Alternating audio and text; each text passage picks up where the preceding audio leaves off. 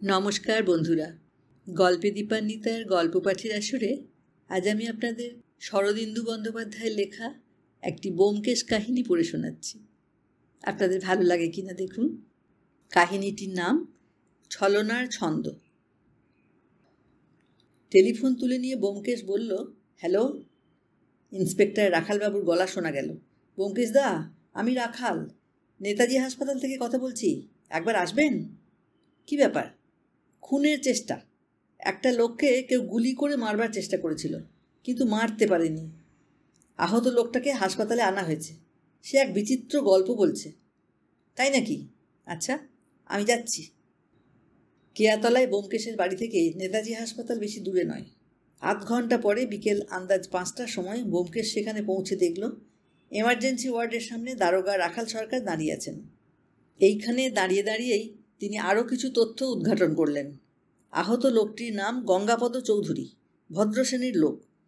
Fraser road থেকে একটা ছোট রাস্তা বেরিয়েছে। সেই রাস্তায় একটা বাড়ির দোতলার ঘরে অজ্ঞান হয়ে পড়েছিল। বাড়ির ঠিকে চাকর বেলা 3টের সময় কাজ করতে এসে গঙ্গাপদকে আবিষ্কার করে। তারপর হাসপাতাল, পুলিশ ইত্যাদি। গঙ্গাপদর জ্ঞান হয়েছে, কিন্তু প্রচুর রক্তপাতের ফলে এখনও ভারী দুর্বল। গঙ্গাপদ আজ বিকেলবেলা তার দোতলার ঘরে রাস্তার দিকের জানলার সামনে দাঁড়িয়েছিল। হঠাৎ সামনের দিক থেকে বন্দুকের গুলি এসে তার চুলের মধ্যে দিয়ে লাঙল চষে বেরিয়ে যায়। খুলির ওপর টানা গভীর দাগ পড়েছে, কিন্তু গুলি খুলি ফুটো হয়ে ভিতরে ঢুকতে পারেনি। হাড়ের ওপর দিয়ে পিছলে বেরিয়ে গেছে। বন্দুকের গুলিটা ঘরের মধ্যেই পাওয়া গেছে।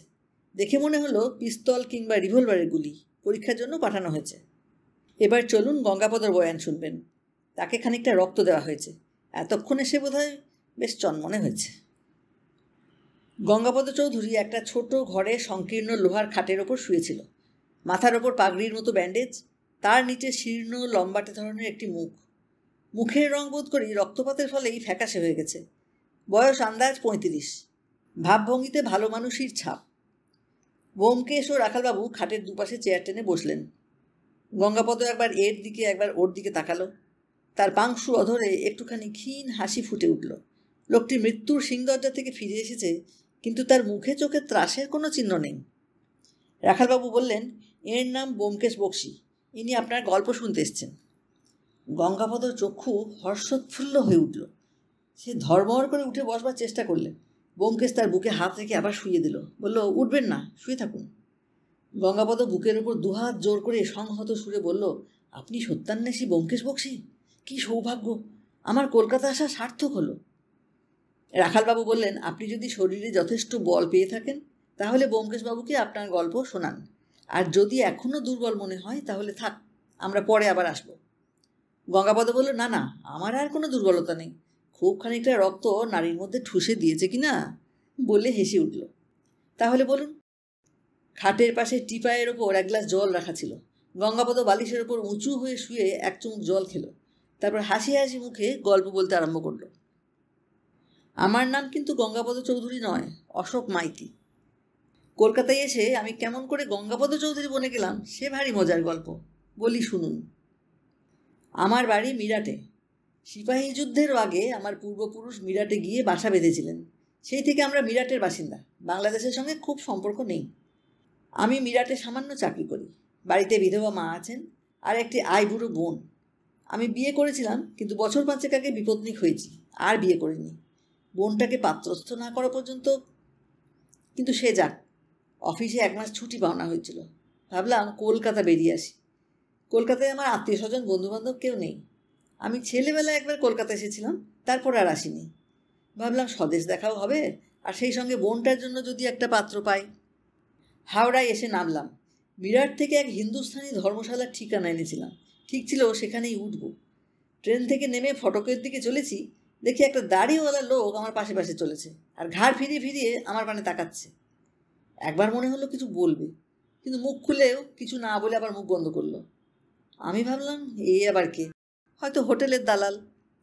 ধর্মশালায় পৌঁছে কিন্তু মুশকিলে পড়ে গেলাম। সেখানে একটি কুঠুরিও খালি নেই, সব ভর্তি। এখন হোটেলে যেতে হয়, কিন্তু হোটেলের অনেক খরচ। অত খরচ আমার পোষাবে না। কী করব ভাবছি, এমন সময় সেই দাড়িওয়ালা লোকটি এসে উপস্থিত। চোখে নীল চশমা লাগিয়েছে। বলল, জায়গা পেলেন না? বললাম, না, আপনি কে? সে বলল, আমার নাম গঙ্গাপদ চৌধুরী। আপনি কোথা থেকে আসছেন? বললাম, মিরাট থেকে। আমার নাম অশোক মাইতি। আপনি কি হোটেলের এজেন্ট? সে বলল, না, হাওড়া স্টেশনে আপনাকে দেখেছিলাম, দেখেই চমক লেগেছিল। কেন চমক লেগেছিল সে কথা পরে বলছি, এখন বলুন দেখি, কলকাতায় কি আপনার থাকবার জায়গা নেই? বললাম, থাকলে কি ধর্মশালায় আসি, কিন্তু এখানেও দেখছি জায়গা নেই, হোটেলের খরচ দিতে পারবো না, তাই ভাবছি কি করি। গঙ্গাপদ বলল, দেখুন, আমার একটা প্রস্তাব আছে। কলকাতায় আমি থাকি, দক্ষিণ কলকাতায় আমার বাসা আছে। আমি মাসখানেকের জন্য বাইরে যাচ্ছি, বাসাটা খালি পড়ে থাকবে। তা আপনি যদি আমার বাসায় থাকেন, আপনারও সুবিধে, আমারও সুবিধে। আমার একটা ঠিকে চাকর আছে, সে আপনার দেখাশোনা করবে, কোনো কষ্ট হবে না। আমি আশ্চর্য হয়ে বললাম, আমার মতো একজন অচেনা লোকের হাতে আপনি বাসা ছেড়ে দেবেন? গঙ্গাপদ একটু হেসে বললে, তাহলে চমক লাগার কথাটা বলি। স্টেশনে আপনাকে দেখে মনে হয়েছিল আপনি আমার ভাই দুর্গাপদ। তারপর ভুল বুঝতে পারলাম। দুর্গাপদ 2 বছর আগে নিরুদ্দেশ হয়ে গিয়েছিল, বোধহয় সন্ন্যাসী হয়ে গেছে। আপনার সঙ্গে তার চেহারার খুব মিল আছে, তাই আপনার প্রতি আমার একটু আপনি যদি আমার বাসায় থাকেন আমি খুব নিশ্চিন্ত হব। আমার ভাগ্যে এমন যোগাযোগ ঘটবে স্বপ্নেও ভাবিনি। খুশি হয়ে রাজি হয়ে গেলাম। গঙ্গাপদ আমাকে ট্যাক্সিতে তুলে তার বাসায় নিয়ে গেল। ছোট রাস্তায়, ছোট বাড়ির দোতলায় একটা মাঝারি গোছের ঘর। ঘরে তক্তপোষের ওপর বিছানা, দেয়ালে আলমারি, 2-1টা বাক্স, সুটকেস, আর কিছু নেই। হিন্দুস্তানি চাকরটা উপস্থিত ছিল, তার নাম রামচতুর। গঙ্গাপদ তাকে পয়সা দিল দোকান থেকে চা জল খাবার আনতে। সে চলে গেলে গঙ্গাপদ রাস্তার দিকে জানালাটা খুলে দিয়ে তক্তপোষে এসে বসল। বলল, বসুন, আপনার সঙ্গে আরও কিছু কথা আছে। আমিও তক্তপোষে বসলাম। গঙ্গাপদ বলল, আমার বাড়িওয়ালা কাশীপুরে থাকে, লোকটা ভালো নয়। সে যদি জানতে পারে আমি অন্য কাউকে ঘরে বসিয়ে 1 মাসের জন্য বাইরে গেছি, তাহলে হাঙ্গামা বাঁধাতে পারে। তাই আপনাকে একটি কাজ করতে হবে। যদি কেউ আপনাকে আপনার নাম জিজ্ঞেস করে, আপনি বলবেন গঙ্গাপদ চৌধুরী। লোকে ভাববে আমি দাড়ি কামিয়ে ফেলেছি। শুনে আমার খুব মজা লাগলো। বললাম, বেশ তো, এ আর বেশি কথা কি। তারপর রামচতুর চা জল খাবার নিয়ে এলো। গঙ্গাপদ আমাকে জলযোগ করেই উঠে পড়ল। বলল, আচ্ছা, এবার তাহলে আমি চলি। আমার জিনিসপত্র ঘরে রইল, নিশ্চিন্ত মনে বাস করুন। নমস্কার। দৌড় পর্যন্ত গিয়ে গঙ্গাপদ ফিরে এলো। বলল, একটা কথা বলা হয়নি। যখন ঘরে থাকবেন, মাঝে মাঝে জানালা খুলে রাস্তার দিকে তাকাবেন। লক্ষ্য করবেন রাস্তা দিয়ে লাল কোট পরা কোনো লোক যায় কিনা। যদি দেখতে পান, তারিখ আর সময়টা লিখে রাখবেন, কেমন? আচ্ছা। গঙ্গাপদ চলে গেল। আমার সন্দেহ হলো তার মাথায় ছিট আছে, কিন্তু থাকুক ছিট, লোকটা ভালো। আমি বেশ আরামে রইলাম। রামচতুর আমার সেবা করে। আমি সকাল বিকেল এদিক ওদিক ঘুরে বেড়াই, দুপুরে আর রাত্রে ঘরে থাকি। মাঝে মাঝে জানালা দিয়ে মুখ বাড়িয়ে দেখি রাস্তা দিয়ে লাল কোট পরা কেউ যাচ্ছে কিনা। লাল কোট পরে কলকাতার রাস্তায় কেউ ঘুরে বেড়াবে, এই যেন ভাবাই যায় না। তবু গঙ্গাপদ যখন বলেছে, হবে ও বা। সপ্তাহখানেক বেশ আরামে কেটে গেল। আজ সকালে খবরের কাগজের অফিসে গেছিলাম বোনের পাত্র সম্বন্ধে একটা বিজ্ঞাপন দিতে। ফিরে এসে খাওয়া দাওয়া সেরে তক্তপোষে শুলাম। রামচতুর চলে গেল। ঘুম ভাঙল আন্দাজ 2:45 সময়। বিছানা থেকে উঠে জানলা খুলে দিলাম। জানলার সামনে দাঁড়িয়ে রাস্তার দিকে তাকিয়েছি, হঠাৎ মাথাটা ঝনঝন করে উঠল। উল্টে মেঝের ওপর পড়ে গেলাম। তারপর আর কিচ্ছু মনে নেই, অসহ্য যন্ত্রণায় অজ্ঞান হয়ে পড়লাম। হাসপাতালে জ্ঞান হলো। মাথায় পাগড়ি বেঁধে শুয়ে আছি। কে নাকি আমার মাথা লক্ষ্য করে বন্দুক ছুঁড়েছিল। বন্দুকের গুলি আমার খুলির ওপর আঁচড় কেটে চলে গেছে। কি ব্যাপার বলুন দেখি ব্যোমকেশবাবু? সেটা বুঝতে সময় লাগবে, আপনি এখন বিশ্রাম করুন। ব্যোমকেশ উঠে দাঁড়ালো। পরদিন বেলা 10:30 নাগাদ রাখালবাবু ব্যোমকেশের বাড়িতে এলেন। ব্যোমকেশ তার অফিস ঘরে বসে অলসভাবে খবরের কাগজের বিজ্ঞাপন পড়ছিল। রাখালবাবুকে একটি সিগারেট দিয়ে বলল, নতুন খবর কিছু আছে নাকি? রাখালবাবু সিগারেট ধরিয়ে বললেন, রামচতুর পালিয়েছে। রামচতুর? ও, সেই চাকরটা? হ্যাঁ, কাল বিকেলবেলা পুলিশকে খবর দিয়ে সেই যে গা ঢাকা দিয়েছে, তাকে আর পাওয়া যাচ্ছে না। সত্যিই রামচতুর।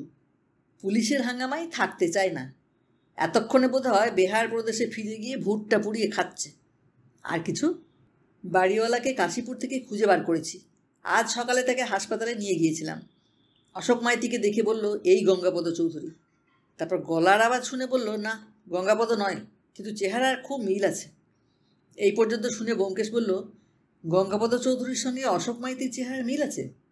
রাখালবাবু বললেন, হ্যাঁ, গঙ্গাপদ বলেছিল তার ভাইয়ের সঙ্গে মিল আছে। গঙ্গাপদ এবং তার ভাইয়ের চেহারা যদি একরকম হয়, গঙ্গাপদর দাড়িটা মেকি মনে হচ্ছে। আমারও তাই মনে হচ্ছে, কিন্তু তার উদ্দেশ্যটা ঠিক বোঝা যাচ্ছে না। অশোক মাইতিকে এনে নিজের বাসায় তুললো কেন? নিজের নামটাই বা তাকে দান করলো কেন? আসল কারণটা কি? ব্যোমকেশ কি একটা বলতে গিয়ে থেমে গেল। তারপর অলস কণ্ঠে বলল, চিন্তার কথা বটে। আসল গঙ্গাপদ বোধ করি এখনও নিরুদ্দেশ। হ্যাঁ, তার ঘরের আলমারি থেকে কিছু কাগজপত্র পাওয়া গেছে। তা থেকে জানা যায় সে কলকাতায় এক লোহার কারখানায় কাজ করে। সম্প্রতি 1 মাসের ছুটি নিয়ে অদৃশ্য হয়েছে। গুলিটা কোথা থেকে এসেছিল জানা গেছে? সামনের বাড়ি থেকে। রাস্তার ওপারে একটা পুরো বাড়ি কিছুদিন থেকে খালি পড়ে আছে। তার দোতলার জানলা থেকে কেউ গুলি ছুঁড়েছিল। পোড়ো বাড়ির ঘরের মধ্যে কয়েকটা তাজা আঙুলের ছাপ পাওয়া গেছে, কিন্তু কার আঙুলের ছাপ তা শনাক্ত করার উপায় নেই। ব্যোমকেশ কিছুক্ষণ সংবাদগুলিকে একত্র করে মনের মধ্যে রোমন্থন করল। তারপর বলল, রহস্যটা কিছু পরিষ্কার হলো? রাখালবাবু সিগারেটের 2টো লম্বা টান দিয়ে সেটাকে অ্যাস্ট্রের ওপর নিভিয়ে দিলেন।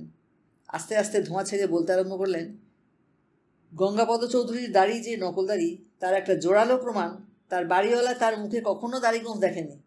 আমি তাকে জিজ্ঞেস করেছিলাম। তাহলে প্রশ্ন উঠছে, গঙ্গাপদ ছদ্মবেশে বেড়ায় কেন? একটা কারণ এই হতে পারে যে সে ছদ্মবেশে কোনো গুরুতর অপরাধ করতে চায়। তারপর একদিন হাওড়া স্টেশনে সে অশোক মাইতিকে দেখতে পায়। নিজের চেহারার সঙ্গে সাদৃশ্য দেখে তাকে ভুলিয়ে নিজের বাসায় এনে বসায়, তারপর নিজে গা ঢাকা দেয়। হয়তো সে নিজেই সামনের বাড়ি থেকে অশোককে খুন করার চেষ্টা করেছিল, যাতে লোকে মনে করে যে গঙ্গাপদই মরেছে। হয়তো এইভাবে সে জীবন বিমার টাকা সংগ্রহ করতে চেয়েছিল। যাই হোক, এখন অবস্থা দাঁড়িয়েছে এই যে তার পরিচয় এবং বর্তমান ঠিকানা আমরা জানি না। সে অশোক মাইতিকে খুন করবার চেষ্টা করেছিল কি না তা নিশ্চয়ভাবে জানি না, কারণ তার কাগজপত্রের মধ্যে জীবন বিমার পলিসি পাওয়া যায়নি। এখন কর্তব্যটা কি? ব্যোমকেশ একটু ভেবে বলল, মিরাটে খোঁজ খবর নেওয়া হয়েছে? রাখালবাবু বললেন, অশোক মাইতিকে দিয়ে মিরাটে তার মার নামে টেলিগ্রাম করিয়েছি, এখনও জবাব আসেনি। কেন? আপনি কি অশোক মাইতিকে সন্দেহ করেন? অশোক মাইতিকে বড় বেশি ভালো মানুষ মনে হয়। সে হয়তো সত্যি কথাই বলছে, কিন্তু তার কোনো সমর্থন নেই। রামচতুর সমর্থন করতে পারত, কিন্তু সে পালিয়েছে। যাক, গঙ্গাপদ কোথায় কাজ করে? কলকাতার উপকণ্ঠে একটা লোহার কারখানা আছে, সেখানে। রাখালবাবু পকেট থেকে নোটবুক বার করে পড়লেন, scrap iron and steel factory limited. সেখানে খোঁজ নিলে কিছু খবর পাওয়া যেতে পারে। সেখানে যাব বলেই বেরিয়েছি। আপনি আসবেন সঙ্গে? যাব। বাড়িতে বেকার বসে থাকার চেয়ে ঘুরে বেড়ালে স্বাস্থ্য ভালো থাকে। কলকাতার দক্ষিণ সীমানার বাইরে বিঘে 2 জমির উপর লোহার কারখানা। জমির এধারে ওধারে কয়েকটা করগেট টিনের উঁচু ছাউনি। তাদের ফাঁকে ফাঁকে এখানে ওখানে স্তূপীকৃত জং ধরা ঝুনো পুরনো লোহা। চারিদিকে কর্মীদের তৎপরতা দেখে মনে হয় কারখানার কাজ চালু আছে। ফটকের পাশে একটা ছোট পাকা বাড়ি, এটি কোম্পানির অফিস। ব্যোমকেশকে নিয়ে রাখালবাবু যখন কারখানায় পৌঁছলেন, তখন কারখানার ম্যানেজার রতনলাল কাপড়িয়া অফিস ঘরে ছিলেন। রতনলাল মারোয়ারি হলেও 3 পুরুষ ধরে বাংলাদেশে আছেন, প্রায় বাঙালি হয়ে গেছেন।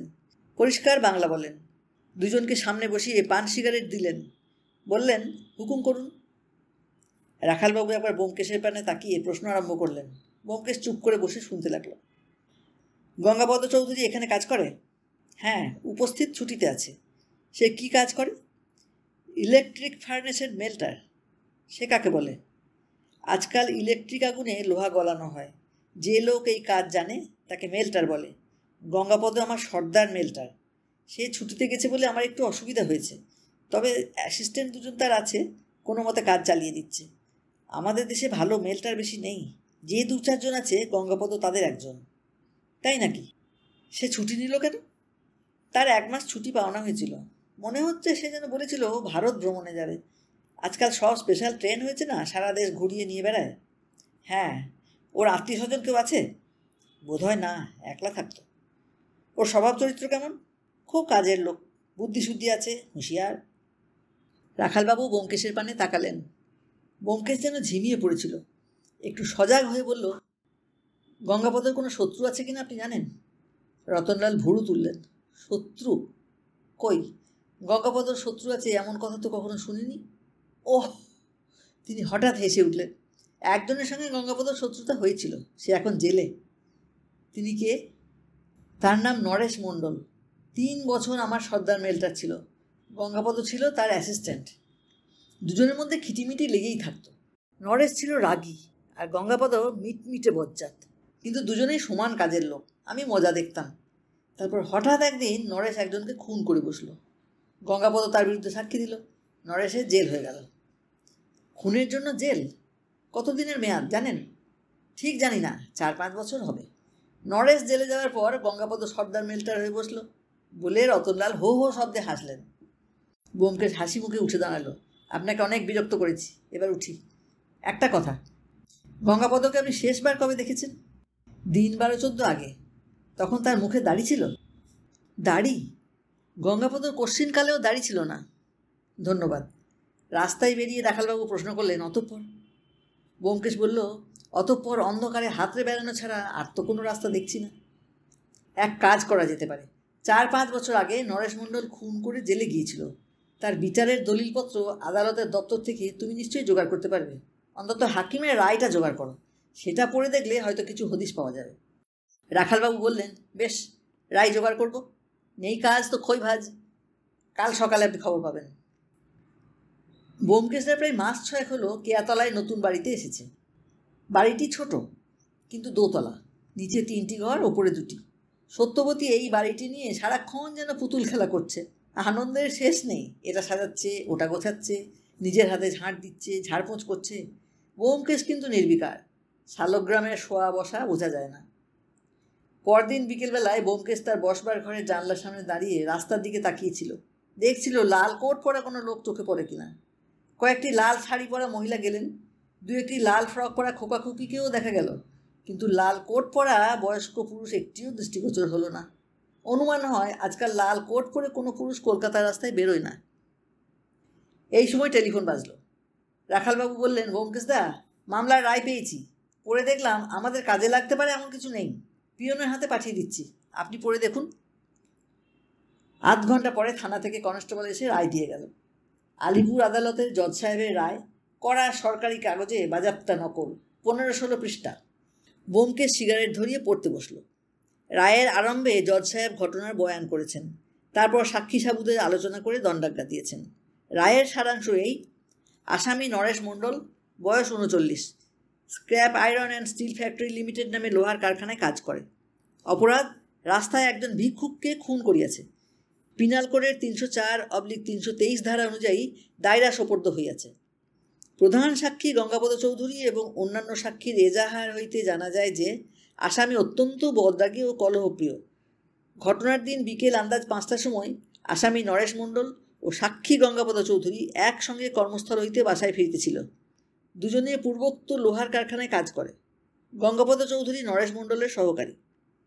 পথ চলিতে চলিতে বাজারের ভিতর দিয়ে যাইবার সময় নরেশ সামান্য কারণে গঙ্গাপদর সঙ্গে ঝগড়া জুড়িয়া দিল। তখন গঙ্গাপদ তাহার সঙ্গে সঙ্গে না গিয়া পিছাইয়া গেল। নরেশ আগে আগে চলিতে লাগিল, গঙ্গাপদ তাহার 20 গজ পিছনে রহিল। এই সময় একটা কোট প্যান্ট পরা মাদ্রাজি ভিক্ষুক নরেশের পিছনে লাগিল। ভিক্ষা চাহিতে চাহিতে নরেশের সঙ্গে সঙ্গে চলিল। ভিক্ষুকটার চেহারা জীর্ণ শীর্ণ, কিন্তু সে ইংরেজিতে কথা বলে। বাজারে অনেকেই তাহাকে চিনিত। গঙ্গাপদ তাহাদের পিছনে যাইতে যাইতে দেখিল নরেশ ক্রুদ্ধভাবে হাত নাড়িয়া তাহাকে তাড়াইবার চেষ্টা করিতেছে, কিন্তু ভিক্ষুক তাহার সঙ্গ ছাড়িতেছে না। তারপর হঠাৎ নরেশ পাশের দিকে ফিরিয়া ভিক্ষুকের গালে সজোরে একটা চড় মারিল। ভিক্ষুক রাস্তার উপর পড়িয়া গেল। নরেশ আর সেখানে দাঁড়াইল না, গটগট করিয়া চলিয়া গেল। গঙ্গাপদ 20 গজ পিছন হইতে সবই দেখিয়াছিল। সে তাড়াতাড়ি আসিয়া দেখিল ভিক্ষুক অনড় হইয়া পড়িয়া আছে। তারপর তাহার নাড়ি টিপিয়া দেখিল সে মরিয়া গিয়াছে। ডাক্তারের রিপোর্ট হইতে জানা যায় তাহার প্রাণ শক্তি বেশি ছিল না, অল্প আঘাতেই মৃত্যু হইয়াছে। ইতিমধ্যে আরও অনেক লোক আসিয়া জুটিয়াছিল। তাহাদের মধ্যে কেহ কেহ নরেশকে চড় মারিতে দেখিয়াছিল। তাহারা পুলিশে খবর দিল। পুলিশ নরেশের বাসায় গিয়া তাহাকে গ্রেপ্তার করিল। পুলিশের পক্ষে এই মামলায় যাহারা সাক্ষী দিয়াছে তাহারা সকলেই নিরপেক্ষ, কেবল গঙ্গাপদ ছাড়া। আসামি অপরাধ অস্বীকার করিয়াছে। তাহার বক্তব্য, গঙ্গাপদ তাহার শত্রু, তাহাকে সরাইয়া কর্মক্ষেত্রে তাহার স্থান অধিকার করিতে চায়, তাই সে মিথ্যা মামলা সাজাইয়া তাহাকে ফাঁসাইয়াছে। একথা সত্য যে সাক্ষী গঙ্গাপদ নিঃস্বার্থ ব্যক্তি নয়, কিন্তু অন্য সাক্ষীদের সঙ্গে তাহার এজাহার মিলাইয়া দেখিলে স্পষ্টই প্রতীয়মান হয় যে গঙ্গাপদ সাক্ষ্য মিথ্যা নয়। এ অবস্থায় আসামিকে দোষী সাব্যস্ত করিয়া অনিচ্ছাকৃত হত্যার জন্য 304 ধারা অনুসারে 3 বৎসর সশ্রম কারাদণ্ড ধার্য হইল। ব্যোমকেশের রায় পড়া যখন শেষ হলো তখন সন্ধ্যা নেমেছে, ঘর অন্ধকার হয়ে গেছে। ব্যোমকেশ অনেকক্ষণ অন্ধকারে চুপ করে বসে রইল। তারপর আলো জ্বেলে টেলিফোন তুলে নিল। রাখাল, রায় পড়লাম। কিচ্ছু পেলেন? একটা রাগী মানুষের চরিত্র পেলাম। তাহলে রায় পড়ে কোনো লাভ হলো না? বলা যায় না। যেখানে দেখিবে ছাই উড়াইয়া দেখো তাই, পাইলে পাইতে পারো লুকানো রতন। তা বটে। ভালো কথা। পোড়ো বাড়িতে যে আঙুলের ছাপ পাওয়া গেছিল তার ফটো নেওয়া হয়েছে? হয়েছে। গঙ্গাপদ চৌধুরীর পাত্তা পাওয়া যায়নি? না। ভারত ভ্রমণের যত স্পেশাল ট্রেন আছে তাদের অফিসে খোঁজ নিয়েছিলাম, কিন্তু গঙ্গাপদ চৌধুরী নামের কোনো যাত্রী নেই। তাহলে হয়তো ছদ্মনামে গিয়েছে, কিংবা যায়নি, কলকাতাতেই কোথাও লুকিয়ে বসে আছে। তাও হতে পারে। আর কোনো নতুন খবর আছে? এইমাত্র মিরাট থেকে তার এসেছে। অশোক মাইতি খাঁটি মিরাটের লোক, ওখানে কোনো জালজোচ্চুরি নেই। ভালো। আর কিছু? নতুন খবর আর কিছু নেই। এখন কর্তব্য কি বলুন? কর্তব্য কিচ্ছু ভেবে পাচ্ছি না। একটা কথা, নরেশের জেলের মেয়াদ এতদিনে ফুরিয়ে আসার কথা। সে জেল থেকে বেরিয়েছে কি না খবর নিতে পারো? পারি। কাল সকালে খবর পাবেন। পরদিন বেলা 9টার সময় রাখালবাবু ব্যোমকেশের কাছে এলেন, মুখ গম্ভীর। বললেন, ব্যাপার গুরুতর। 1.5 মাস আগে নরেশ মণ্ডল জেল থেকে ছাড়া পেয়েছে। জেলে ভালো ছেলে সেজেছিল, তাই কিছুদিনের রেয়াত পেয়েছে। ব্যোমকেশ বলল, জেল থেকে বেরিয়ে এসে কোথায় গেছে সন্ধান পেয়েছ? তার পুরনো বাসায় যায়নি, কারখানাতেও যায়নি।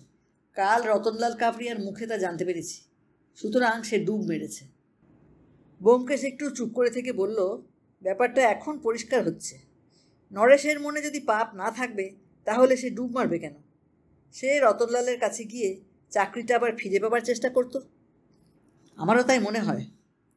গল্পটা এখন কালানুক্রমে সাজানো যেতে পারে। নরেশ মণ্ডল রাগী এবং ঝগড়াটে, গঙ্গাপদ মিটমিটে শয়তান। দুজনে এক কারখানায় কাজ করত, দুজনের মধ্যে খিটিমিটি লেগেই থাকত। গঙ্গাপদর মতলব নরেশকে সরিয়ে নিজে তার জায়গায় বসবে, কিন্তু নরেশকে সরানো সহজ নয়, সে কাজের লোক। হঠাৎ গঙ্গাপদ সুযোগ পেয়ে গেল। নরেশ রাস্তায় একটা ভিখিরিকে চড় মেরে শেষ করে দিল। আর যায় কোথায়? গঙ্গাপদ নরেশকে ফাঁসি কাঠে ঝোলাবার জন্য উঠে পড়ে লাগলো। নরেশের কিন্তু ফাঁসি হলো না। সে দোষী সাব্যস্ত হলেও তার 3 বছর কারাদণ্ড হলো। গঙ্গাপদর পক্ষে একটা মন্দের ভালো, সে কারখানায় সর্দার মেল্টার হয়ে বসল। নরেশ জেলে গেল। নরেশ লোকটা শুধু বদমেজাজি নয়, সে মনের মধ্যে রাগ পুষে রাখে। জেলে যাবার সময় সে বোধ হয় প্রতিজ্ঞা করেছিল গঙ্গাপদকে খুন করে প্রতিহিংসা সাধন করবে। 3 বছর ধরে সে এই প্রতিহিংসার আগুনে ঘৃতাহুতি দিয়েছে। গঙ্গাপদ জানতো নরেশের 3 বছরের জেল হয়েছে। সে তককে তককে ছিল। তাই নরেশ যখন মেয়াদ ফুরোবার আগেই জেল থেকে বেরোলো, গঙ্গাপদ জানতে পারল। তার প্রাণে ভয় ঢুকল। হয়তো সে দেখেছিল নরেশ তার বাসার আশেপাশে ঘুরে বেড়াচ্ছে, কিংবা সামনের পোড়ো বাড়ি থেকে হয়তো উঁকি ঝুঁকি মারছে। গঙ্গাপদ ঠিক করলো কিছুদিনের জন্য বাসা থেকে উধাও হবে। সে কারখানা থেকে 1 মাসের ছুটি নিল এবং একটা দাড়ি জোগাড় করে তাই পরে ঘুরে বেড়াতে লাগলো, যাতে নরেশ তাকে দেখলেও চিনতে না পারে। গঙ্গাপদ বোধ হয় সত্যিই ভারত ভ্রমণে যাবার মতলব করেছিল। তারপর হঠাৎ একদিন হাওড়া স্টেশনে অশোক মাইতির সঙ্গে দেখা হয়ে গেল। সে দেখলো অশোক মাইতির চেহারা অনেকটা তার নিজের মতো। গঙ্গাপদ লোকটা মহা ধূর্ত। তার মাথায় বুদ্ধি খেলে গেল, অশোক মাইতিকে যদি কোনো মতে নিজের বাসায় এনে তুলতে পারে তাহলে নরেশ ভুল করে তাকেই খুন করবে এবং ভাববে গঙ্গাপদকে খুন করেছে। গঙ্গাপদ নিরাপদ হবে, তাকে আর প্রাণের ভয়ে পালিয়ে বেড়াতে হবে না। চাকরিটা অবশ্য যাবে, কিন্তু প্রাণ আগে না চাকরি আগে। গঙ্গাপদ নিশ্চয়ই বুঝেছিল যে নরেশ তাকে সামনের জানলা থেকে গুলি করে মারবে। এবার নরেশের দিকটা ভেবে দেখা যাক। নরেশ জেল থেকে বেরিয়ে একটা পিস্তল জোগাড় করেছিল। পুরনো বাসায় ফিরে যাবার কোনো মানে হয় না। সে অন্য কোথাও আড্ডা গেড়েছিল এবং গঙ্গাপদর বাসার সামনে পুরো বাড়িটায় যাতায়াত করছিল। তার বোধহয় মতলব ছিল গঙ্গাপদ কখনো তার জানলা খুলে দাঁড়ালে সে রাস্তার ওপার থেকে তাকে গুলি করে মারবে, তারপর কলকাতা ছেড়ে অন্য কোথাও চলে যাবে। গঙ্গাপদ খুন হবার পর কলকাতা শহর আর তার পক্ষে নিরাপদ নয়, পুলিশ তাকে সন্দেহ করতে পারে। যা হোক, গঙ্গাপদ অশোক মাইতিকে নিজের বাসায় বসিয়ে লোপাট হলো।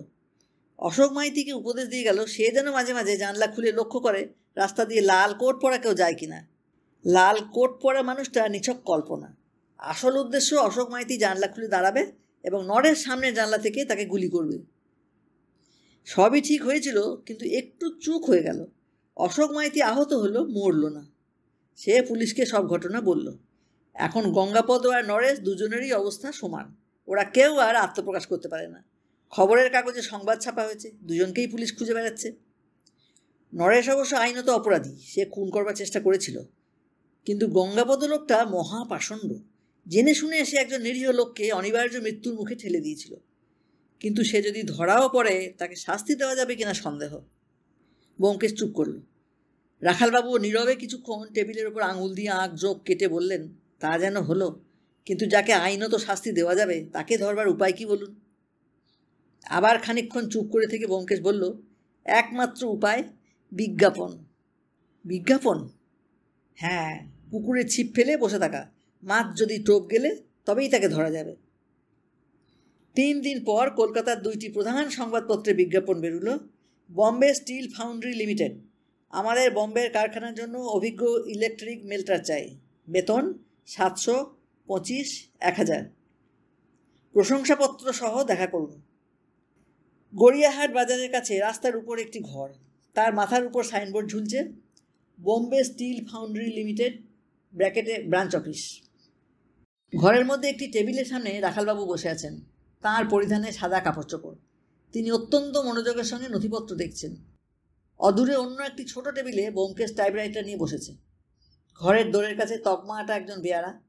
আর যারা আছে তারা প্রচ্ছন্নভাবে এদিকে ওদিকে আছে, তাদের দেখা যায় না। প্রথম দিন ব্যোমকেশ ও রাখালবাবু বেলা 10টা থেকে 5টা পর্যন্ত অফিস ঘরে বসে রইলেন। কোনো চাকরি প্রার্থী দেখা করতে এলো না। 5টার সময় ঘরের দোরে তালা লাগাতে লাগাতে রাখালবাবু বললেন, বিজ্ঞাপন চালিয়ে যেতে হবে। পরদিন একটা লোক দেখা করতে এলো। রোগা পটকা লোক, এক চড়ে মানুষ মেরে ফেলবে এমন চেহারা নয়। তার প্রশংসাপত্র দেখে জানা গেল তার নাম প্রফুল্ল দে। সে একজন ইলেকট্রিকের মিস্ত্রি। ইলেকট্রিক মেল্টারের কাজ সে কখনো করেনি বটে, কিন্তু সুযোগ পেলে চেষ্টা করতে রাজি আছে। রাখালবাবু তার নাম ধাম লিখে নিয়ে মিষ্টি কথায় বিদায় দিলেন। তৃতীয় দিন তৃতীয় প্রহরে একটি লোক দেখা করতে এলো। তাকে দেখেই রাখালবাবুর শিরদাঁড়া শক্ত হয়ে উঠল। মজবুত হাড়, চওড়া শরীর, গায়ের রং কালো, চোখের কোণে একটু রক্তিমাভা, গায়ে খাকি কোট, মাথার চুল ক্রুকাট করে ছাঁটা। সে সতর্কভাবে এদিক ওদিক চাইতে চাইতে ঘরে ঢুকল। রাখালবাবু টেবিলের সামনে দাঁড়িয়ে ধরা ধরা গলায় বলল, বিজ্ঞাপন দেখে এসেছি, বসুন। লোকটি সন্তর্পণে সামনের চেয়ারে বসল। একবার ব্যোমকেশের দিকে তীক্ষ্ণ সতর্ক চোখ ফেরালো। রাখালবাবু সহজ সুরে বললেন, ইলেকট্রিক মেল্টারের কাজের জন্য এসেছেন? হ্যাঁ। সার্টিফিকেট এনেছেন? লোকটি খানিক চুপ করে থেকে বলল, আমার সার্টিফিকেট হারিয়ে গেছে। 3 বছর অসুখে ভুগেছি, কাজ ছেড়ে দিতে হয়েছিল, তারপর সার্টিফিকেট হারিয়ে ফেলেছি। আগে কোথায় কাজ করতেন? নাগপুরে একটা আয়রন ফাউন্ড্রি আছে, সেখানে কাজ করতাম। দেখুন, আমি সত্যিই ইলেকট্রিক মেল্টারের কাজ জানি। বিশ্বাস না হয় আমি নিজের খরচে বম্বে গিয়ে তা প্রমাণ করে দিতে পারি। রাখালবাবু লোকটিকে ভালো করে দেখলেন, তারপর বললেন, সে কথা মন্দ নয়, কিন্তু আমাদের এটা ব্রাঞ্চ অফিস, সবেমাত্র খোলা হয়েছে। আমি নিজের দায়িত্বে কিছু করতে পারি না। তবে এক কাজ করা যেতে পারে। আমি আজ বম্বেতে হেড অফিসে তার করব, কাল বিকেল নাগাদ উত্তর পাবো। আপনি কাল যেই সময়ে যদি আসেন। আসবো, নিশ্চয়ই আসবো। লোকটি উঠে দাঁড়ালো। রাখালবাবু ব্যোমকেশের দিকে তাকিয়ে বললেন, বক্সি, ভদ্রলোকের নাম আর ঠিকানা লিখে নাও। ব্যোমকেশ বলল, আজ্ঞে। নাম আর ঠিকানা দিতে হবে শুনে লোকটি একটু থতিয়ে গেল।